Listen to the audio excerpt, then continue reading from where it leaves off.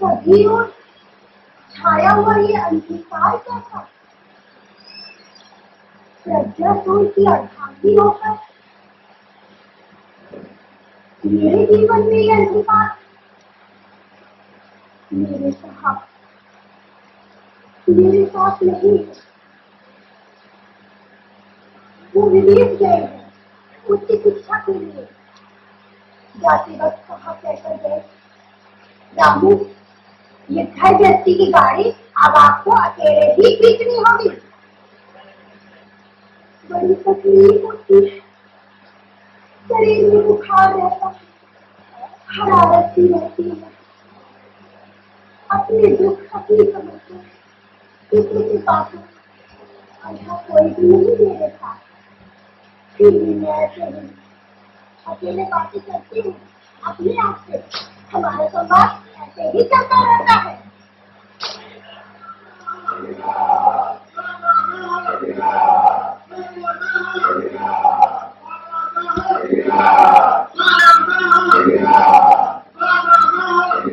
ये आवाज कैसी?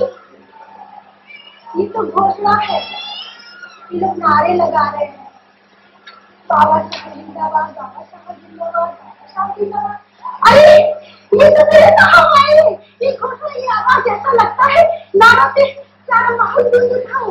उनके सुदर्शन चेहरे से मेरी नजरें नहीं हटती। सुनिए आपने, ये आवाज, ये घोषणा नहीं, मेरे साहब आए हैं।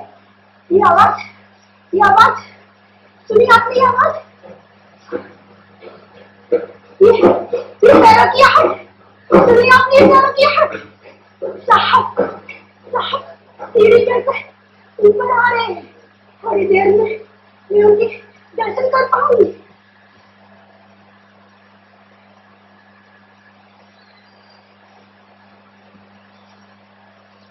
साहब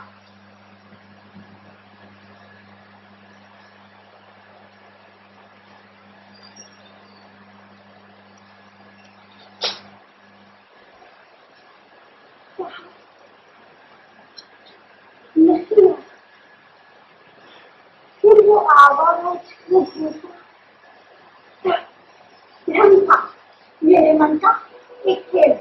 ऐसा ये खेल मैं बचपन में खेला करती थी, गोबर बीनने का, पहिया बनाने का। मेरा बाप भिटू दूसरे बाहर गांव का गोजर होता था और मेरी माँ गोबर बीनती थी, पहिया बनाती थी। माँ के गृहस्थी के कार्यों में मैं भी हाथ बटाती थी, लेकिन मेरे बाप को ये सब पसंद न था। बहुत डांटता था, कहता था मेरी ये बेटी राजरानी बनकर रहेगी, क्यों इसलिए गंदा काम करवाती हो? देखना मेरी सुंदर सी बेटी एक दिन राजा की रानी बनकर रहेगी। इस पर मेरी माँ कहती थी, अरे धनी, मुझे क्या ये सब अच्छा लगता है? मेरी रानी गोबर की परिया बनाती। मैं कितना भी कहूँ, मेरी बिल्कुल नहीं सुनती है। बड़ी हटी, बड़ी जिद्दी है। कहती है, माँ तुम इतना सारा काम करती है, मैं अपने छोटे छोटे हाथों से छोटी छोटी पुलिया बनाकर तेरा श्रम बांटूंगी। बड़ी समझदार है मेरी बेटी। इस पर मेरा बाप कहता था, ना तू ऐसा ना क्या कर। अरे उसके पति की चिट्ठी चपाती आएगी तो क्या उसे पढ़ना लिखना नहीं आना चाहिए? मैं अपनी बेटी को पढ़ाऊंगा लिखाऊंगा। उस पर मेरी माँ हंसती थी, कहती थी, अरे धनी क्यों झूठ मूठ के सुनाते हो? ये लड़की जात क्या करेगी पढ़ लिख कर? शादी के बाद तो इसे चूल्हा चौका ही संभालना है, क्यों इसे पढ़ा लिखा कर इसकी जिंदगी बर्बाद कर रहे हो? अरे शादी कर दो और अपनी मुक्ति पालो। इस पर मेरा बाप हंसता था, कहता था, रस्तमा तेरे से मेरी न पटेगी, मेरी ये बेटी राजा की रानी बनकर रहेगी।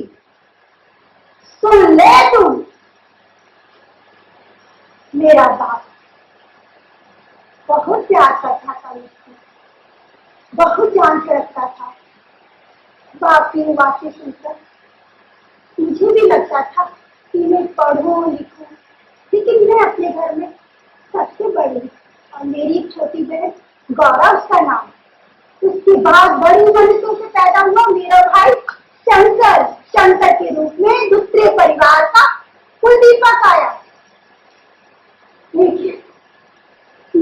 माँ की जीवन ज्योति दिन पर दिन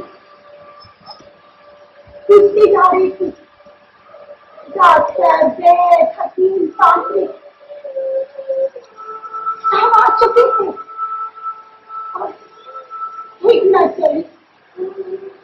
और एक दिन मेरे नन्हे नन्हे कंधों पर अपने सारे गृहस्थी का बोझा डालकर मेरी माँ मुझे इस दुनिया में छोड़कर चली गई।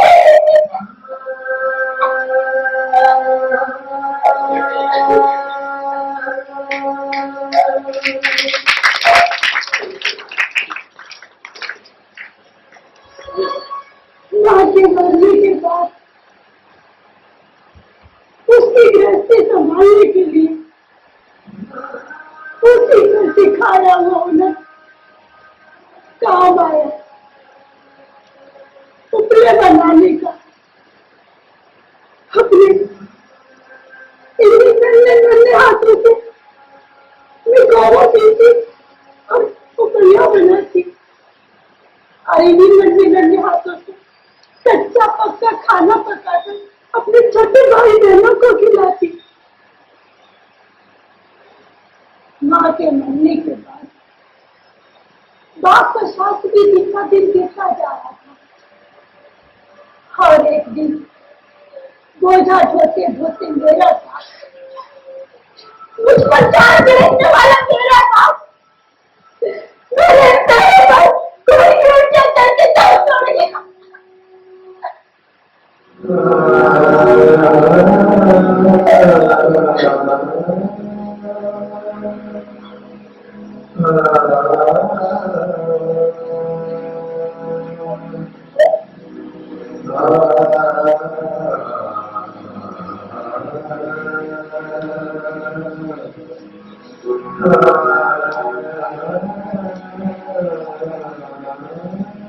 तो छोटे छोटे भाई बहनों को मुझ पर छोड़कर चला गया मेरा बाप।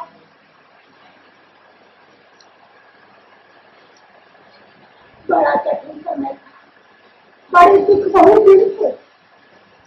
तभी मेरा मामा आया बम्बई से, हम सबको वहीं पे रखा। बम्बई जाकर ऐसा लगा जैसे 4 दिन सुख के नसीब हुए।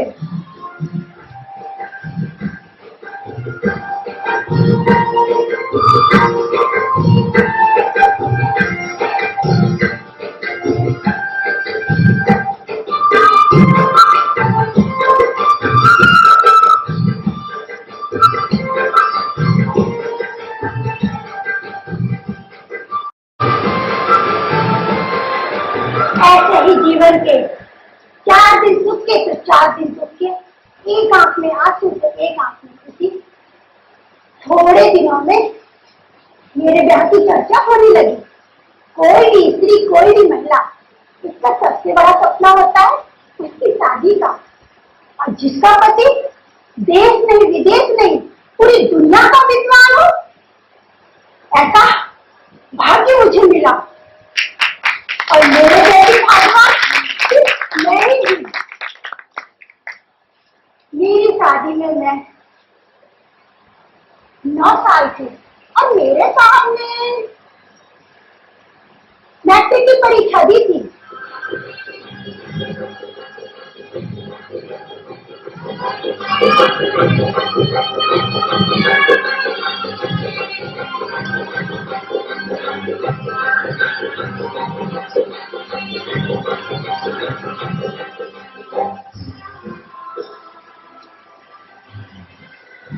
साहब के घर पहुंची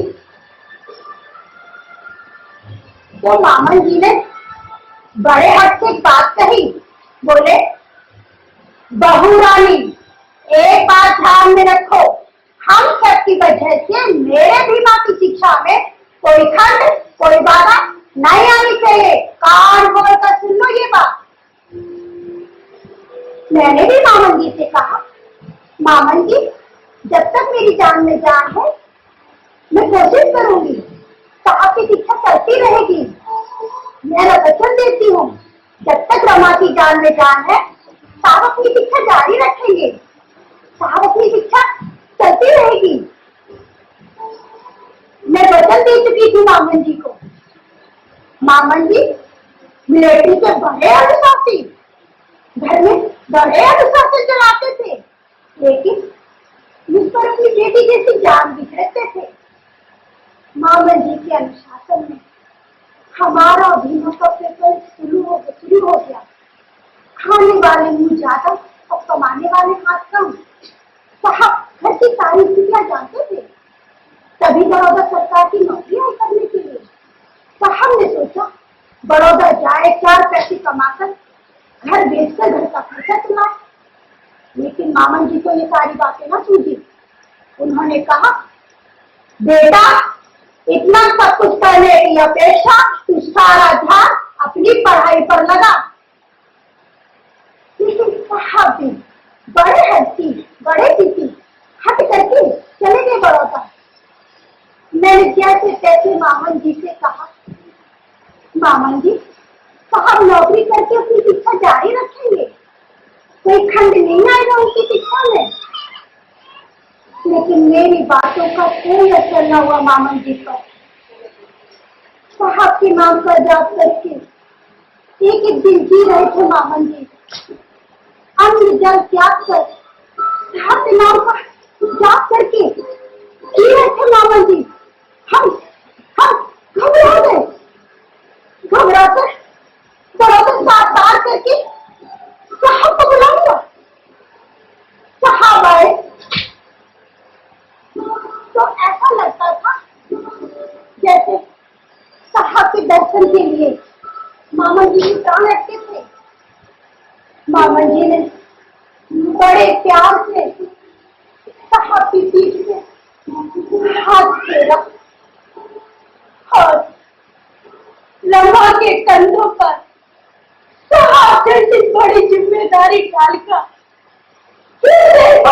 को बड़ी दुनिया में अनाथ करके चले गए मामन जी।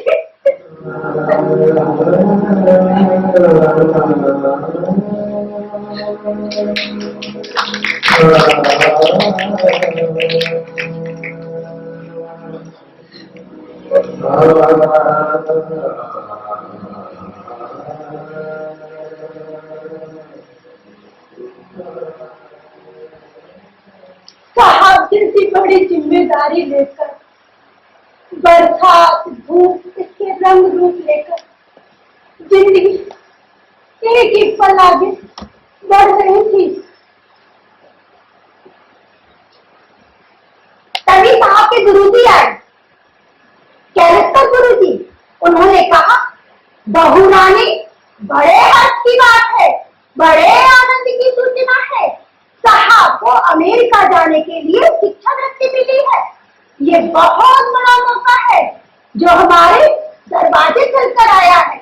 जाने दे बेटी साहब को, ये मौका बार बार नहीं आएगा। ये स्वर्ण संधि हमारे पास चलकर आई है, इस स्वर्ण संधि का फायदा ले।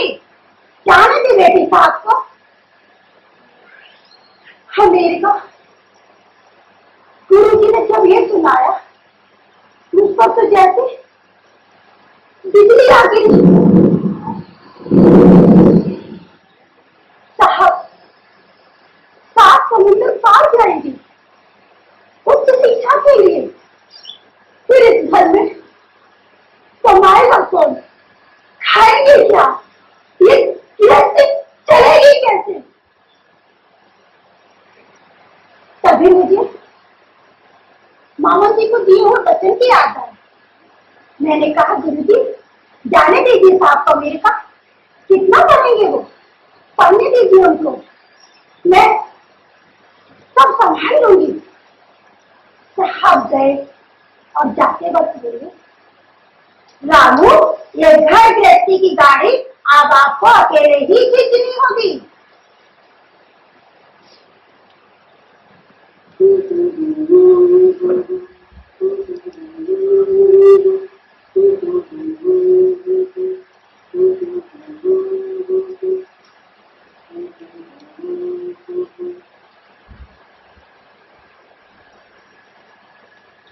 अमेरिका से साहब के बड़े बड़े पत्र आते थे। मेरा दादा उनको पत्र सुनाया करता था। साहब लिखते थे, अरे रामू, अमेरिका बड़ा विशाल देश है। यहाँ बड़ी विशाल इमारतें, बड़ी विशाल हृदय के लोग हैं।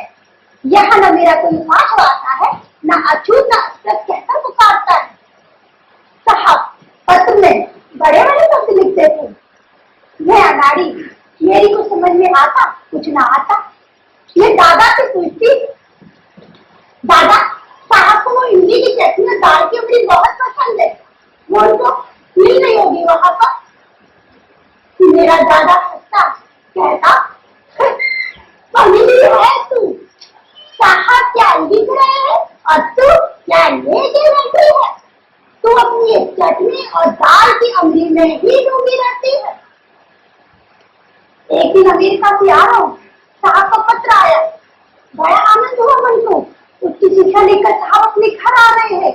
हम सब बड़े आनंद विभोर हो गए। एक एक पल बड़ी आंख लगा बैठे, साहब की राह में पलकी बिछाए बैठे थे। साहब आने का दिन नजदीक आ रहा था। उनके स्वागत के लिए घर में सारी तैयारियां की गई। उनकी साफ सफाई रंगोली सब हो गया। उनके लिए अच्छा अच्छा खाना बनाने के लिए घर में सारा सामान लाया गया। साहब अपने घर, अपने देश, अपने घर आ रहे हैं, वो भी बहुत बड़ी उच्च शिक्षा पाकर। मानो घर आनंद से भर उठा।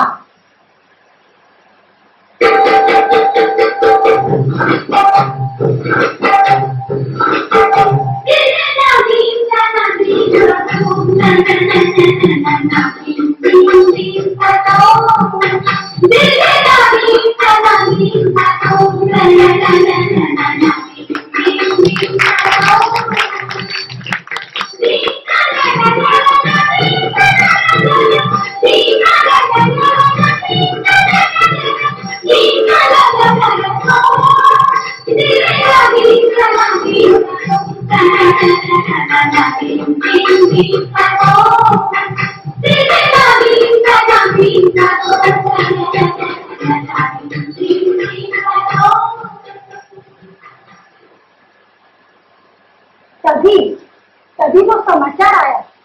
साहब जिस ओर से घर आ रहे थे वो जर्मन पंडितियों ने डुबा डाली।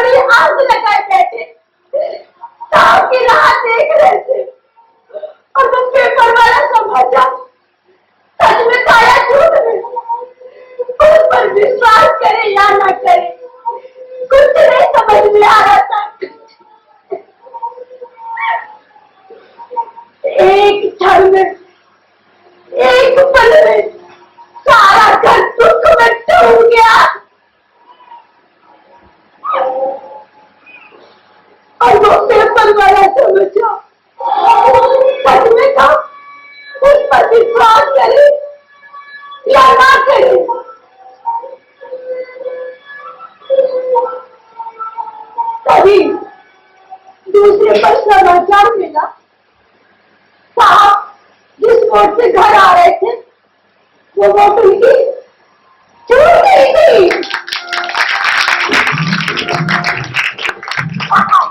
सही सलामत अपने घर वापस आ रहे थे, समाचार मिला।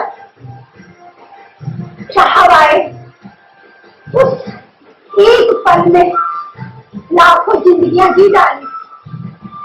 साहब आए तो उनके सुदर्शन चेहरे से नजरें नहीं हटती। साहब आए तो ऐसा लगता मेरा पति बहुत बड़ा विद्वान है। साहब आएंगे, नौकरी करेंगे, 4 पैसे कमाकर घर लाएंगे, मैं भी सामान्य महिलाओं की तरह अपनी घर गृहस्थी बचाऊंगी। घर के लिए 4 नए बर्तन, खुद के लिए 4 नए कपड़े लत्ते, वो घर गृहस्थी वाला सपना मैंने भी देखा था, वो खुली आंखों वाला सपना। एक क्षण में, एक पल में साहब को मैं सब कुछ बोल चुकी। साहब हंसे और बोले, अरे रामू, मैं विद्वान हूँ, मैंने शिक्षा ली है, यदि मैंने अपनी शिक्षा का उपयोग सामान्य लोगों की तरह 4 पैसों की नौकरी करके अपने घर का खर्चा चलाया, तुम्हें 4 नए कपड़े लत्ते दिलाकर अपना भरण पोषण किया, तो इसमें मैंने क्या किया? नहीं रामू, मैं चाहता हूँ मेरी शिक्षा का उपयोग मेरी तरफ आंख लगाए बैठे मेरी इस करोड़ जनता को हो। मेरी इस करोड़ जनता की संपन्नता में क्या तू संपन्न नहीं होगी? क्या तुझे सुख नहीं मिलेगा? साहब बड़े बड़े शब्द बोलते थे, मैं अनाड़ी, मेरी कुछ समझ में आता कुछ ना आता, लेकिन एक बात में पक्की समझ गई थी, मेरे साहब आम आदमी जैसे नहीं थे। मेरे साहब सामान्य जिंदगी जीने वालों जैसे नहीं थे। मेरे साहब आम आदमियों से परे थे। उनके सपने उनकी इच्छा असामान्य थी, जो मेरे पल्ले भी नहीं बैठती थी। लेकिन साहब के सुख में सुख मानना, उनकी दुख में दुख मानना, उनकी हाँ में हाँ मानना, उनकी ना में ना मानना सही समझ लिया इस अनाड़ी रामू ने। घर गृहस्थी की गाड़ी जैसे तैसे खींचती रहती थी। घर गृहस्थी की गाड़ी खींचने के लिए माँ का सिखाया हुआ वही हुनर काम आता, उपले बनाने का। और हंसती जड़ाती मजाक उड़ाती, कहती देखो देखो इसका पति अमेरिका गया है उसकी शिक्षा के लिए, और ये कितना घटिया काम करती है। इस पर मैं कहती साहब ने गृहस्थी बड़े विश्वास से मेरे कंधों पर डाली है।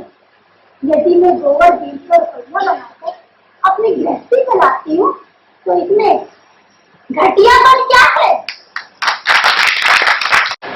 साहब ने गृहस्थी बड़े विश्वास से मेरे कंधों पर डाली है।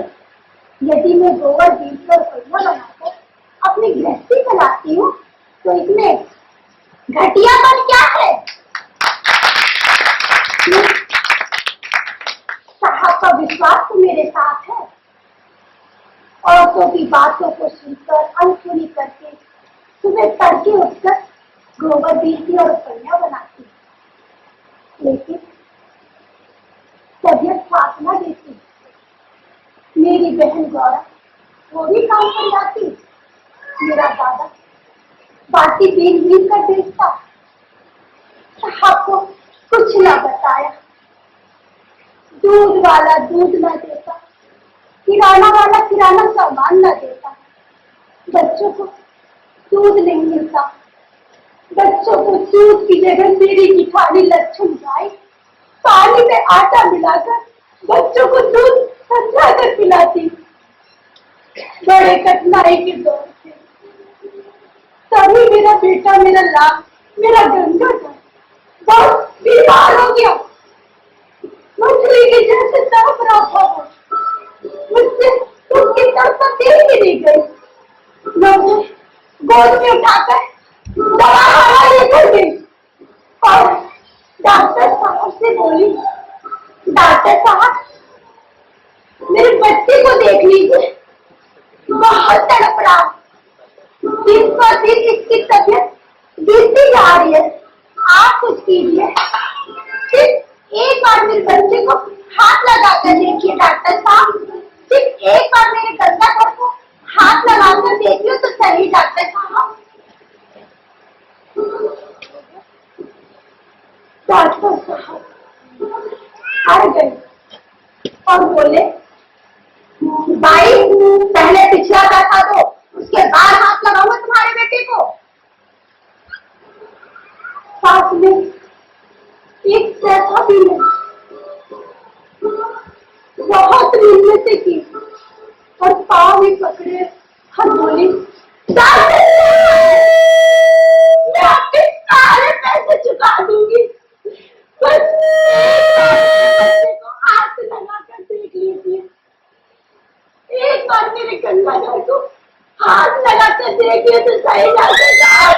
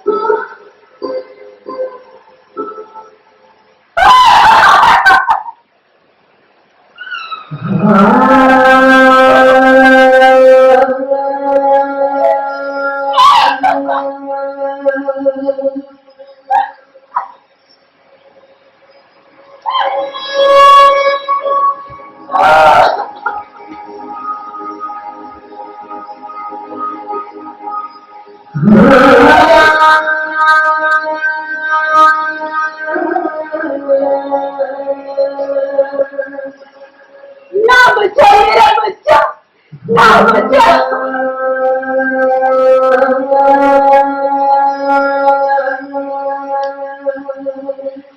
उसके मुंह से माँ सब सुनने से पहले ही मेरी गोद उजाड़ कर चला गया। मेरा लाल, मेरा बच्चा मुझे छोड़कर चला गया।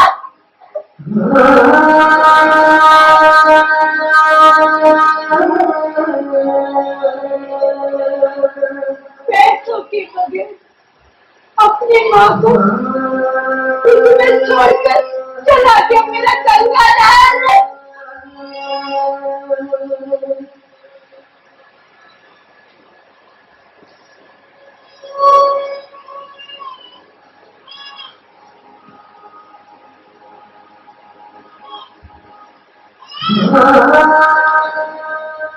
एक एक करके चार चार बच्चों को माटी डाली मैंने।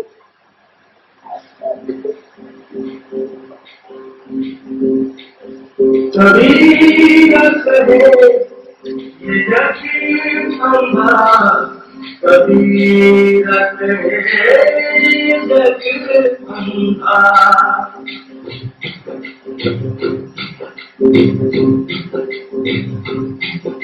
कबीरत है ये यकीन अंधा, कबीरत है ये यकीन अंधा। अंधी जैसी बच्चा था तो मर गया, अंधी जैसी बच्चा था तो मर गया, टूटी जाम लगा। कबीरत है ये यकीन अंधा, कबीरत है ये यकीन अंधा।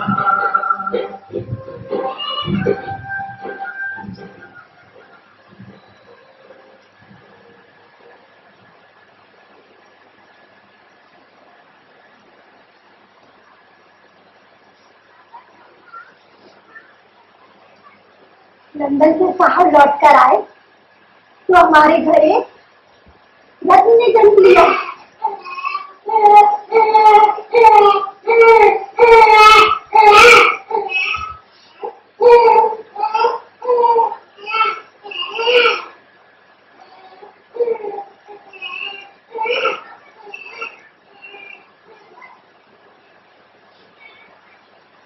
साहब ने बड़े प्यार से नाम रखा राजरत्न। बिल्कुल साहब जैसा दिखता था, बहुत प्यार करते थे, बहुत जान रखते थे साहब। राजरत्न पर 2.5 साल का था जब उसे निमोनिया हो गया।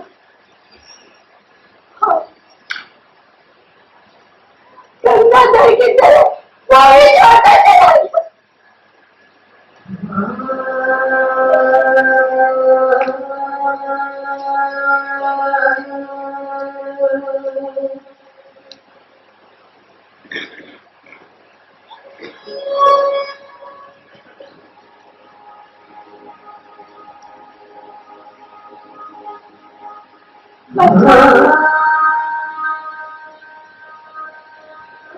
बच्चा सिर्फ यशवल, उसकी भी तबीयत ऐसी थी।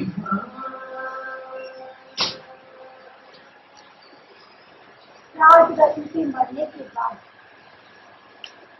साहब ने सारा ध्यान समाज की ओर केंद्रित किया। समाज को भी पुत्रवत की तरह चाहने लगे। समाज में भी साहब को बहुत प्यार मिला, बहुत आदर मिला। उस प्यार से, उस आदर से साहब सब बाबा साहब बन गए और मैं रवा से दमाई बन गई।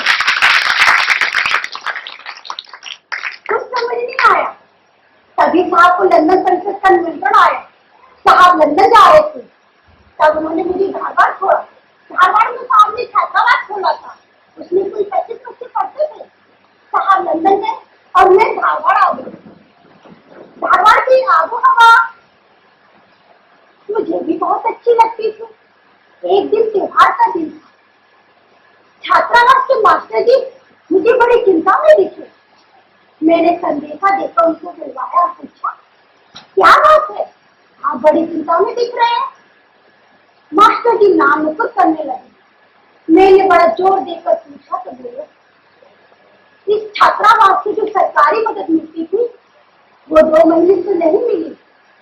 मैंने सारी कोशिशें कर डाली, मैं नाकाम रहा। साहब का विश्वास मुझसे उठेगा।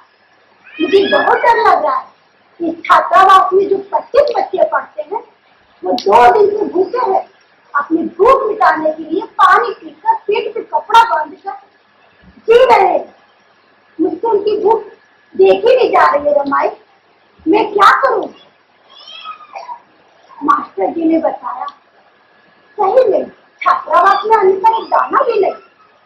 बच्चे 2 दिन से भूखे अपनी भूख मिटाने के लिए पानी पीकर पेट पे कपड़ा बांधकर जी रहे हैं और मुझसे एक शब्द भी नहीं बोला। साहब भी लंदन जा चुके थे। इस समस्या का हल कैसे निकले। तभी मेरा ध्यान मेरे हाथों पर गया। उनमें कुछ सोने की चूड़ियां थी, उन्हें उतारी और मास्टर जी को दिया। मास्टर जी नाक नुकुर करने लगे। मैंने कहा, देखिए समस्या बड़ी गंभीर है। साहब भी लंदन जा चुके हैं, वो रहते तो इस समस्या का कुछ हल निकालते। अभी सारी जिम्मेदारी मुझ पर आ गई है, इसलिए इन चूड़ियों को ले जाइए और कुछ भी दीजिए। पहले उन बच्चों को खाना खिलाइए। अरे साहब आएंगे और पूछेंगे, रामू मैं तो बाबा साहब बन गया लेकिन तू रमाई ना बन सकी। क्या जवाब दूंगी मैं साहब को। एक सोने का मोल तो मेरे लिए कोई मोल नहीं है। देखिए आड़े वक्त में जब सोना काम आता है तभी सोने का मोल पहचाना जाता है। इसलिए इन चूड़ियों को ले जाइए और कुछ भी दीजिए। पहले उन बच्चों को खाना खिलाइए। मेरा आग्रह सुनकर मास्टर जी चूड़ियां लेकर गए। उस रात अपने हाथों से बच्चों को खाना खिलाकर मैं रमाई धन्य हो गई। लंदन से साहब लौटकर आए तो मास्टर जी ने सारी बातें बता रानी साहब को। साहब आए, मेरी ओर देखकर बड़े गर्व से मुस्कुराए। उस हंसी उस मुस्कुराहट से रमा के जीवन का मूल्य और भी बढ़ गया। बिल्कुल सोने जैसा हो गया। साहब का कार्य दिन पर दिन आगे ही बढ़ता रहता था। जनता साहब को भगवान की जैसे पूछती थी। उसी जनता ने हम दोनों का सत्कार करने के लिए दादर में आयोजन किया। मुझे भी अच्छा लग रहा था साहब के साथ सत्कार में जाना, साहब के ऊपर जान छिड़कने वाली जनता की खुद दर्शन करना। साहब के साथ सत्कार में जाने के लिए मैं तैयार होने लगी। सारा घर छान मारा लेकिन मन वापिस कोई जोड़ा न मिला। तभी एक पुरानी पेटी दिखी। पेटी खोली, कपड़े निकाले। कपड़े निकालते निकालते उसमें दुसाला मिला। बड़ा कीमती था, मुझे बड़ा पसंद आया। साहब को ये दुसाला साहू जी महाराज जी ने दिया था। दुसाला पहना, थोड़ा कम पड़ गया। उसकी 9 बारी ना पहन सकी तो 5 बारी पहनकर सत्कार में गई। साहब के साथ जाकर बैठी तो साहब ने बड़ी तिरछी निगाह डालकर मुझे देखा। सत्कार खत्म हुआ, हम लोग घर आ गए। आते ही घर साहब ने बड़े जोर से चिल्लाकर पूछा, रामू भैया तुमने क्या पहना था। तो मैं बोली, साहब कुछ भारी सा पहना था तो कह दिया, मुझे बड़ा पसंद है। आपको साहू जी महाराज जी ने दिया था ये दुसाला। हाँ, इसकी 9 बारी ना पहन सकी तो क्या हुआ, इसमें मैं क्या कुछ खराब दिख रही हूँ? उस पर साहब बहुत जोर से चिल्लाए, बोले इतना सब कुछ करने की बजाय तूने क्यों ना मांग ली, तो क्या सबसे भारी पड़े? वो क्या तुझे नहीं देती? इस पर साहब को मैं कुछ बोल रही। मैंने कहा देखिए साहब, आपका सत्कार था, उसमें हजारों लोग जमा थे, उनमें 4 महिलाएं भी आई थी। अब उनका दिया हुआ लोड़ा यदि मैं पहनती तो वो 4 औरतों में जरूर कहती देखो मेरी भाभी मेरे कपड़ों में कैसी राजरानी दिख रही है, क्योंकि औरतों के मुंह में कोई बात नहीं रुकती है। अब वो 4 औरतों में जरूर कहती, और ये सारी बातें मुझे बिल्कुल पसंद नहीं है। तब साहब ने बड़ी प्यार भरी नजरों से मुझे देखा और बोले कहाँ से सीख कर आई हो ये सब? तो मैं बोली साहब ये सब आप ही की संगत का फल है। तब साहब ने बड़ी प्यार भरी नजरों से मुझे देखा तो मुझे बड़ी लज्जा आई।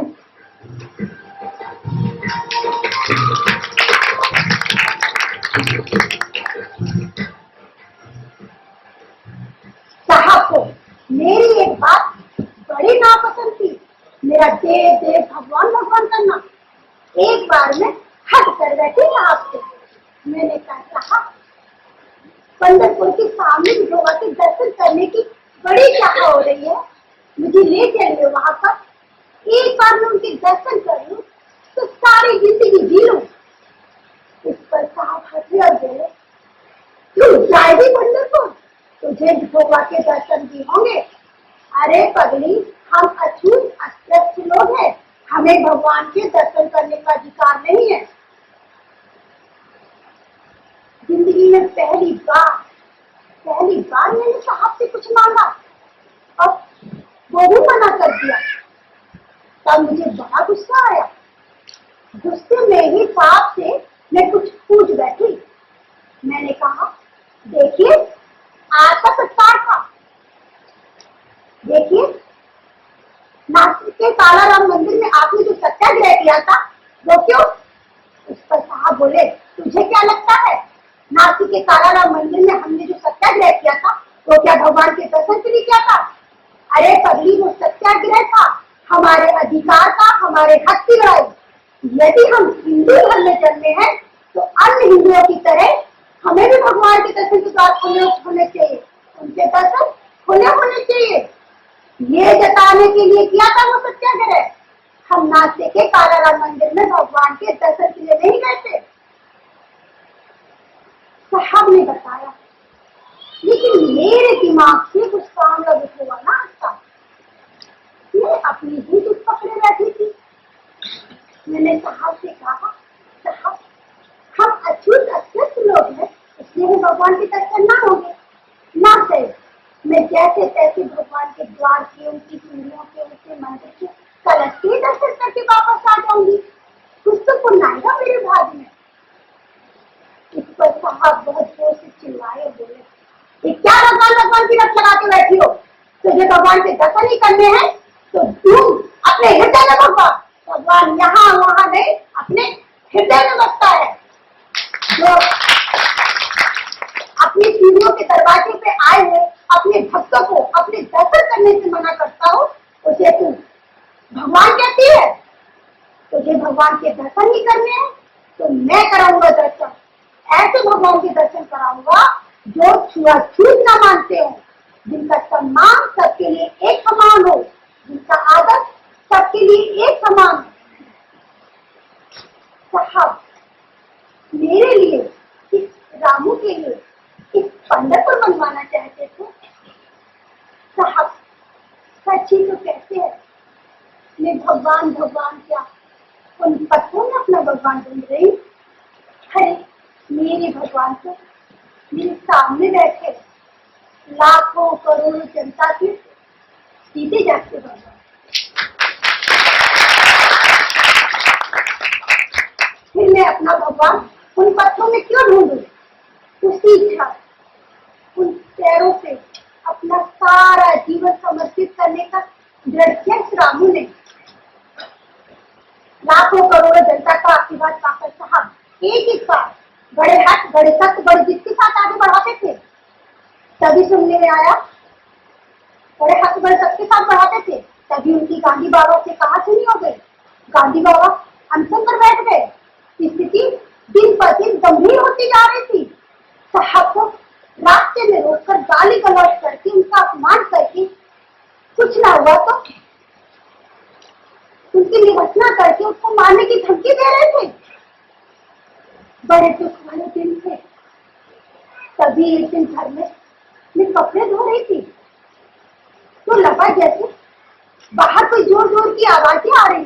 हाथ में कपड़े धोने वाला पट्टा उठाकर बाहर जाकर देखा कि फाटक पर 40-50 लोग हाथ में बड़े बड़े हथियार लेकर साहब को गाली गलौज कर रहे थे, उनको मारने की धमकी दे रहे थे।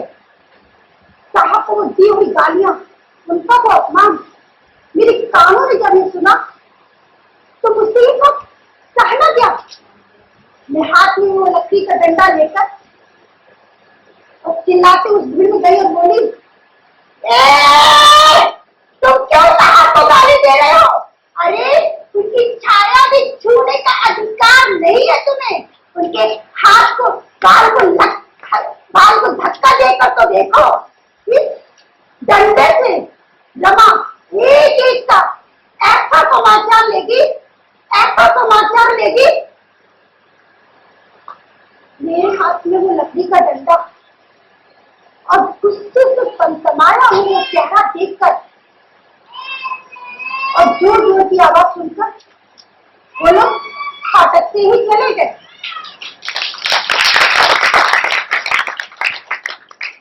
साहब के जीवन पर आया हुआ वो खतरनाक पल भी चला गया, लेकिन साहब ने अपने कार्यों को विराम नहीं दिया।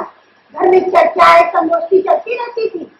तभी सुनने में आया साहब महार जाने की सोच रहे थे सत्याग्रह करने के लिए। महार में बहुत बड़ा सत्याग्रह था। गांव गांव नगर नगर शहर पत्रिकाएं बढ़ चुकी थी। महार में बहुत बड़ा सत्याग्रह था। साहब ने बहुत बड़ा कार्य अपने हाथों में लिया था। मुझे भी लग रहा था कि मैं भी साहब के साथ महार चलूं। साहब जो भी करे मैं दूर से देखूं, मैं उनकी छाया बनकर रहूं, मैं उनके खाने पीने की सारी तकलीफें खुद पाऊं, मैं उनकी सेवा करूं। हट किया मैंने साहब से। मैंने कहा साहब मुझे भी महादेव चलिए, देखिए आप बहुत बड़ा कार्य करने जा रहे हैं, उसमें मुझे भी शरीक कर लीजिए, मुझे भी सहभागी होना है। देखिए उसमें हजारों जनता आएगी, उनके खाने पीने की सारी जिम्मेदारी आप मुझ पर छोड़ दीजिए। मैं आपके किसी भी काम में बाधा न डालूंगी। आप जो भी करेंगे मैं दूर से देखूंगी, मैं आपकी छाया बनकर रहूंगी। हट किया मैंने कहा साहब मुझे भी महार ले चलिए। उन दिनों मुझे बुखार भी था। साहब मेरी तबीयत के बारे में जानते थे, इसलिए मुझे अकेला छोड़कर चुपचाप चले गए साहब महार। तब मुझे बड़ा दुख हुआ।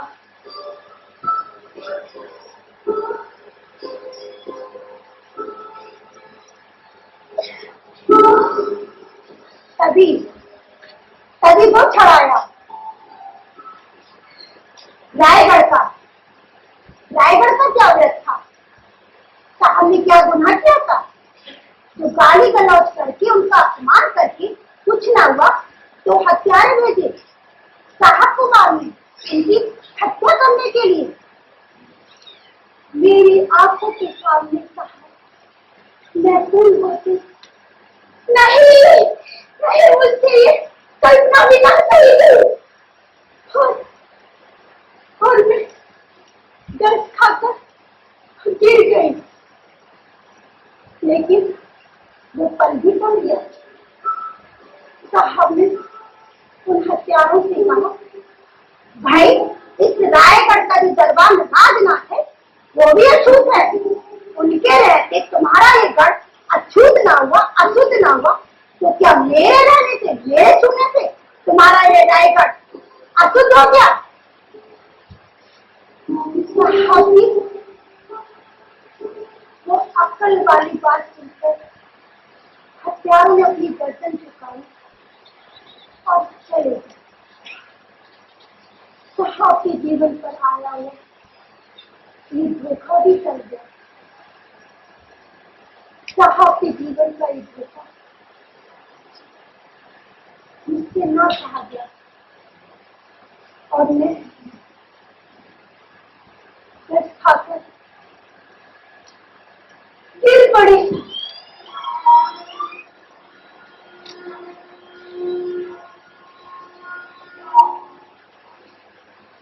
आंखें खोली साहब के घर में मेरा सिर उनकी आंखों में मेरे लिए प्यार ही प्यार उमड़ रहा था। उनकी आंखों में अनमोल आंसू झलकते दिख रहे थे। मैं वो पल अपनी मुट्ठी में कैद कर लेना चाहती थी, क्योंकि इस रमा की संघर्ष सूची में सबसे अनमोल दिन, सबसे आनंद का दिन था वो।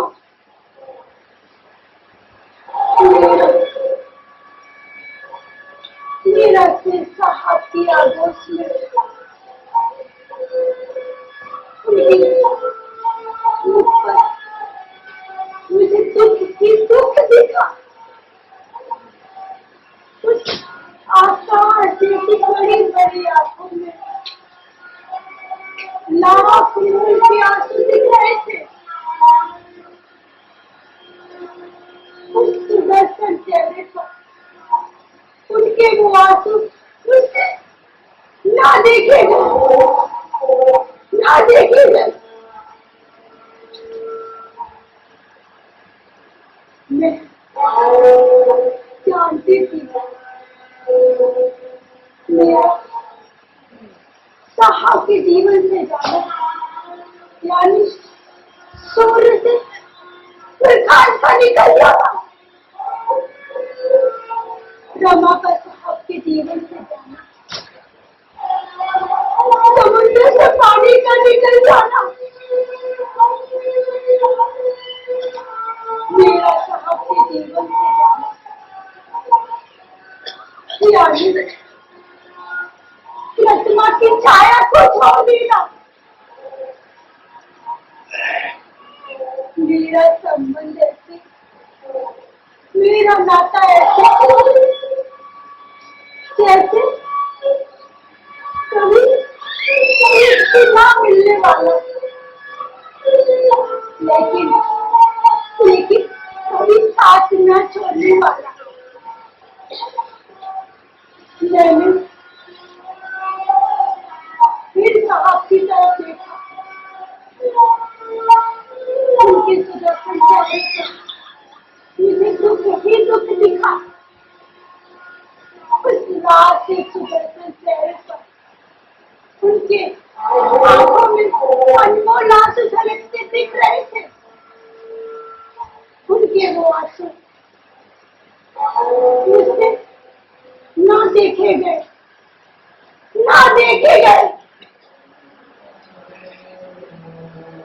इसलिए मैंने अपनी आगे राजी कर ली, हमेशा हमेशा के लिए।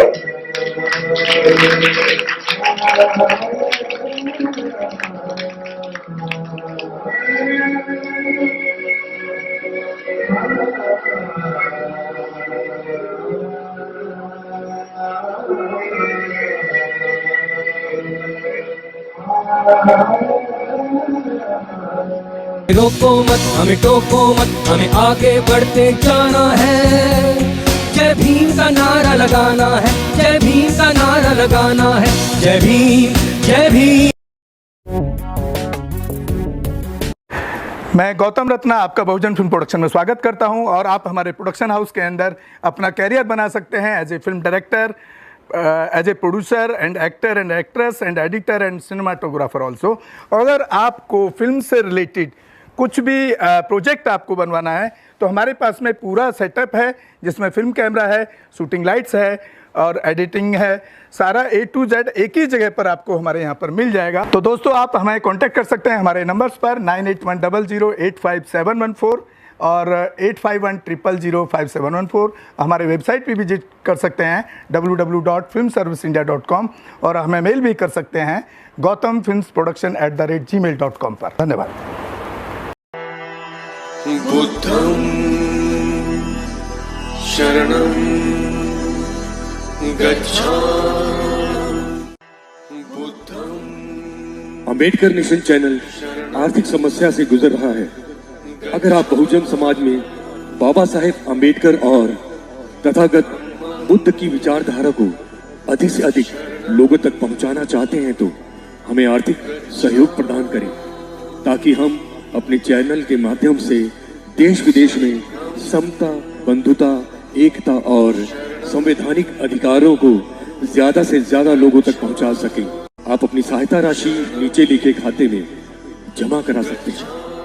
खाता धारक गौतम रत्ना, खाता संख्या 3169576865 IFSC कोड SBIN 0060336, बैंक भारतीय स्टेट बैंक।